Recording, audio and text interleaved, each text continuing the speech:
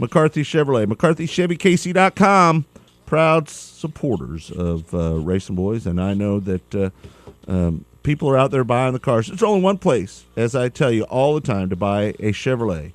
You know why? Because you can't get one any cheaper than McCarthy Chevrolet. If you do, they're going to give you $10,000. You know, they used to have that $10,000 plan at the other dealership that Brian worked at, Brian Schaefer, our friend over there at McCarthy. But now that he's moved over to McCarthy, he's taken that $10,000 price guarantee with him. So check them out, McCarthyChevyKC.com, and make sure you tell them the RacinBoys sent you. Let's bring him on now, the owner and promoter of I-35 Speedway, Mike Johnson. How you doing, Mike? Good. How you guys doing? Oh, another day in paradise here. Just, looking outside thinking, could you promoters be any more lucky than with the weather that you have here? It's like, are you kidding me? This is just perfect weather. Yeah, so far, let's hope it keeps going that way all year. I don't think any of us like seeing rainouts, you know it? We don't. And that's the evil word, rain, to promoters. But I will tell you that the great weather conditions that we've had, you could probably tell me more than I could tell you. The great weather conditions that we've had is allowed you to do some great capital improvements to your facility. This time last year we still have snow on the ground. Right. And we've been able to work up here all year long. We actually got the lights from Kansas Speedway off Pit Road. And we've installed those in our pits, which was a huge deal. We're building a new 2-story, 3,000 square foot suite up here. We've remodeled the bathrooms, offices, scoring tower. So yeah, you're right. It's enabled us to get a lot of things done that we normally wouldn't have done. Now, is this new suite building, is it completed now, or you still got some more work to do to it? We're still working on it. We just started in January, but it's coming along really quick, and we'll have it going before long. And that's added on to the existing building that you had down there in Turn 1, is it not? Yeah, but it all looks like one building now. We've remodeled the old building, and it all looks like one building, and people that come up and see it will really be impressed. We have a bar in it and surround stand where they can listen to the races, and it's going to be a pretty fancy deal. Now, is that going to be where people can purchase access into that, or how does that work? Well, they'll get a wristband, like going into the pits, and for $20 they can go into the suite. Oh, that'll be great. That'll be, and of course you'll have food and everything up there, just like the regular suite would be. And actually, it'll be like they'll have waitresses if they're upstairs. The girls will be coming and see if they need anything. So it's going to be full service and of course air conditioning and heated, and I think everybody will like it. We're putting on some concerts after the races this year. We've got 4 concerts booked, which is something new we're trying, and we've just done tons of renovations up here. Well, who are some of the acts that you're going to have coming in to perform in concert? They regional acts? Yeah, we've got Outlaw Jim and the Whiskey Benders coming up, and another group called Clear Ambition.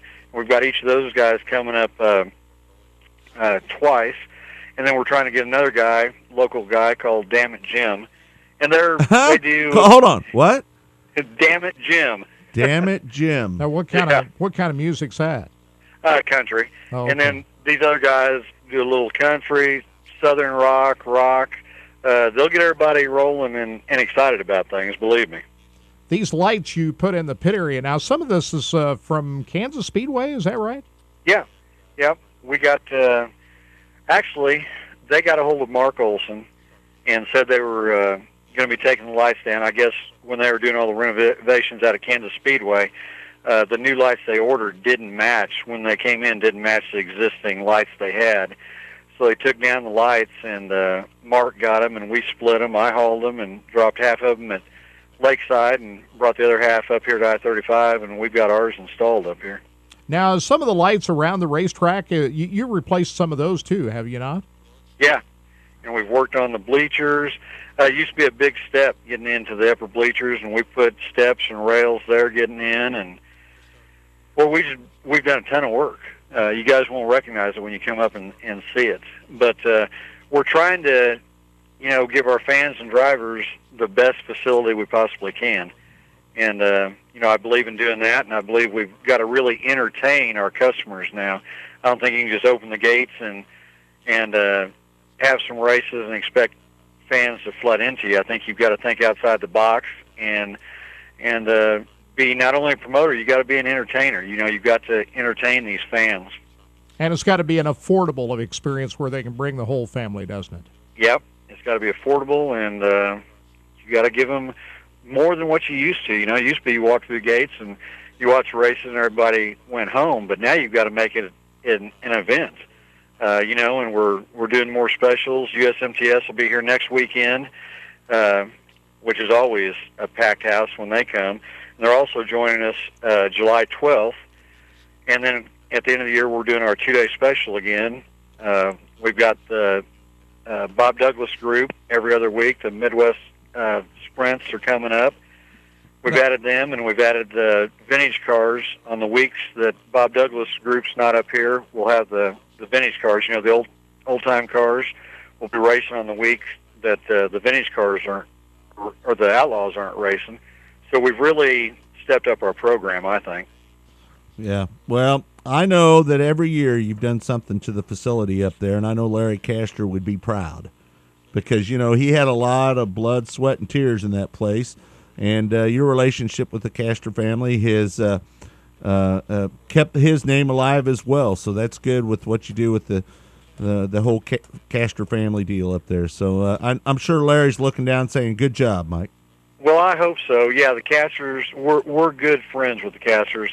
Buzz and I are close, and he drove one of my cars last year. This year he's concentrating on his modifieds, but yeah, we're close with the Castors and have been for a long time, and they're really good and special people. And when I was racing for Larry, I've always watched, and I always watched how he did things, and you try to learn from the best, and he was a really good promoter. He was the best in my eyes of this area when I was growing up. Yeah, no doubt about that. Legendary promoter. Weekly program, IMCA, remain the same as it was a year ago? Yep, it'll be exactly the same with the Grand Nationals, of course. And actually, one of my younger sons is going to be running one of the Grand Nationals this year. How about that?